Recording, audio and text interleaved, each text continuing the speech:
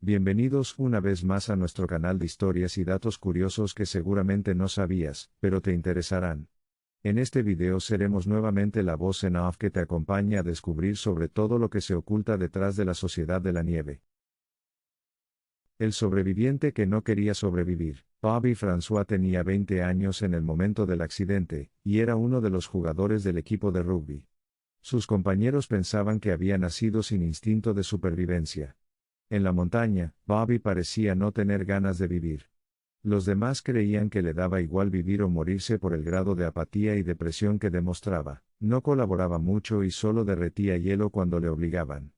Incluso le amenazaron con no darle comida si no trabajaba, a lo que él respondía: me parece justo. No obstante, el grupo nunca le dejó solo y lo cuidaban, hasta el punto de que Daniel Fernández masajeaba sus pies para que no se infectasen. Bobby fue el único sobreviviente en ser anestesiado durante el rescate por el temor de volar nuevamente. De los 16 supervivientes, solo 2 no volvieron jamás a la montaña y uno de ellos fue Bobby François. Incluso en la actualidad, Bobby ha elegido aislarse y no hablar más nunca del tema. A veces le preguntan si es uno de los sobrevivientes, y miente diciendo que no es él sino un primo suyo quien estuvo en el accidente. ¿Sabías que existe un hotel de lujo a pocos kilómetros del accidente? En una situación tan trágica, lo último que los sobrevivientes pensaron fue en la existencia de un hotel en medio de los Andes. Y por absurdo e irónico que parezca, sí había uno. Estaba ubicado exactamente a 22 kilómetros de Los Jóvenes. Se trata del Hotel Termas El Sosneado, que fue construido en el año 1938 y abandonado en 1953. Los chicos pudieron haber llegado en línea recta en aproximadamente 2 días de camino. El hotel fue abandonado 20 años antes del accidente, pero habrían podido resguardarse de las ventiscas heladas, avalanchas y muertes por congelamiento. Esto sin duda habría cambiado por completo el panorama de los sobrevivientes. Se presume que en una de sus expediciones estuvieron a 22 minutos de haber llegado al hotel. La película no cuenta el rescate tal como pasó realmente. Los sobrevivientes fueron rescatados en 2 tandas. Nando no quería subirse a un helicóptero por nada del mundo, pero cuando los comandantes le pidieron que les guiase, en 30 segundos estaba sentado en el helicóptero. Ante el peligro, el piloto del helicóptero pidió autorización a la tripulación para continuar porque era una misión con riesgo de vida. Todos aceptaron y las turbulencias continuaron, pero aprovecharon una corriente de aire para entrar a los glaciares argentinos. Nando no tardó en reconocer el valle donde estaba el fuselaje, el Valle de las Lágrimas. Cuando llegaron, el piloto le advirtió de que no iba a aterrizar, sino a situarse muy cerca, para que el equipo de rescate bajase. El descenso se hacía cada vez más difícil y la máquina subía y bajaba, o se ladeaba como si fuera una hoja de papel arrastrada por el viento. En el primer helicóptero solo lograron subir 2 supervivientes, en el otro 4. El vuelo de vuelta a Los Maitenes, la zona en la que se estableció el operativo de rescate, fue tan terrible como el de ida. Los recién rescatados pensaron lo peor. En la zona del accidente los que quedaron allí se sentaron a esperar, junto a 2 andinistas y 2 enfermeros, y pasaron ahí la noche sin poder dormir. Los helicópteros regresaron la mañana siguiente y lograron completar el rescate. Todo fue una mentira. Esta teoría fue proclamada por primera vez en 2017 por el rescatista chileno Claudio Lucero en el programa Mentiras Verdaderas. Sus palabras se volvieron famosas debido a que pone en tela de juicio lo sucedido con los sobrevivientes durante y después del accidente. Claudio Lucero asegura que la tragedia de los Andes es una farsa y que los sobrevivientes no son héroes. Claudio Lucero señala que los mismos sobrevivientes decidieron exponerse a esa situación extrema para luego obtener fama y dinero con la venta de libros y conferencias. Señala que el lugar del accidente no estaba en una zona inaccesible, y que los sobrevivientes pudieron haber bajado sin problema de la montaña. De hecho, no le hace sentido que no decidieran salir a explorar hasta el día número 65.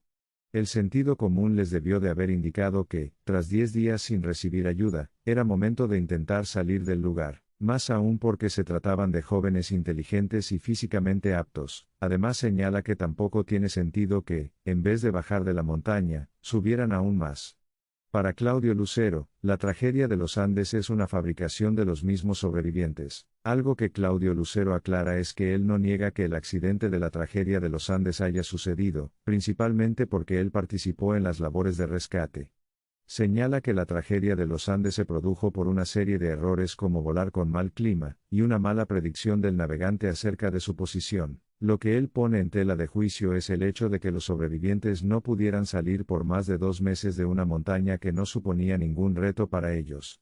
¿Podrá Claudio Lucero tener algún resentimiento o frustración por no haberse llevado los méritos de conseguir a los sobrevivientes en 1972? El arriero falleció. Sergio Catalán, el arriero chileno que rescató a 16 uruguayos en 1972 en la cordillera de los Andes tras un accidente aéreo, murió en el 2020 a los 91 años. Al momento del accidente tenía 43 años, y se dedicaba a transportar animales a través de las montañas. En diciembre de 1972 trabajaba junto a uno de sus hijos, llevando el ganado cerca del río Barroso. Fue allí donde tomó contacto con los uruguayos Roberto Canessa y Fernando Parrado, ambos integrantes del equipo de rugby Old Christians Club, quienes sobrevivieron a un accidente aéreo. El chileno logró establecer comunicación con Canessa, y Parrado al lanzar un papel con un lápiz. El jinete se trasladó desde el lugar del encuentro hasta su pueblo natal recorriendo unos 80 kilómetros. Al llegar a un retén de carabineros reportó la situación. Los policías y las autoridades no daban crédito al relato del arriero e incluso pensaban que estaba ebrio, pero él llevaba consigo el escrito entregado por uno de los supervivientes. Tour al Valle de Lágrimas. ¿Sabías que se ofrece un tour para visitar la zona del accidente? Esto es cierto. La temporada de trekking o senderismo a los restos del avión de los sobrevivientes empieza a finales de noviembre hasta mediados de febrero. Para hacer la excursión, es necesario estar entrenado para caminar por varias horas, pero no hace falta tener experiencia en montaña para lograrlo. La ruta a pie dura 3 días y 2 noches. La expedición parte desde la localidad de El Sosneado, en Mendoza. Los expedicionarios van con el acompañamiento de caballos de apoyo, y arrieros que ayudan a cruzar 4 ríos, Atuel, Barroso, Lágrima y Rosado.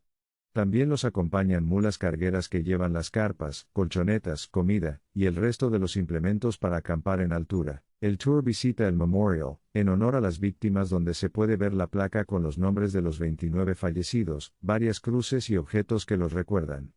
El valor de la expedición a pie cuesta $400. A caballo, alrededor de $600. ¿Te animarías a hacer este tour?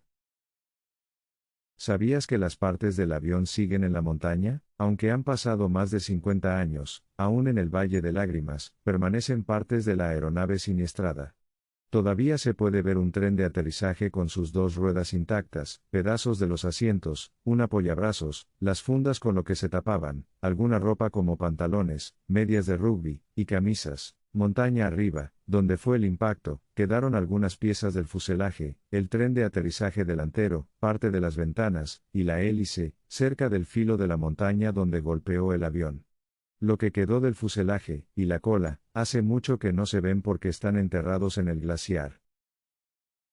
Un superviviente ganó la lotería. José Luis Inciarte, uno de los supervivientes de la tragedia aérea de los Andes, ganó el premio gordo de fin de año de la Lotería de Uruguay. Este hecho aconteció 18 años después del trágico accidente. Inciarte, de 42 años, debió repartir los 10 millones de pesos uruguayos con 10 familiares suyos que compartían el número premiado. El mismo José Luis afirmó: "El premio no alterará para nada nuestras vidas". Nuevamente la suerte le sonreía a José Luis Inciarte, pero esta vez de forma más amable. ¿Sabías algunos de estos secretos sobre los sobrevivientes de los Andes? ¿Qué opinas sobre todo lo que pasaron? Déjanos tus comentarios y sugerencias. Mientras tanto, te invitamos a dar me gusta, y suscribirte al canal porque nos estarías ayudando a crecer y generar más contenido interesante para ti. Nos vemos en el próximo video.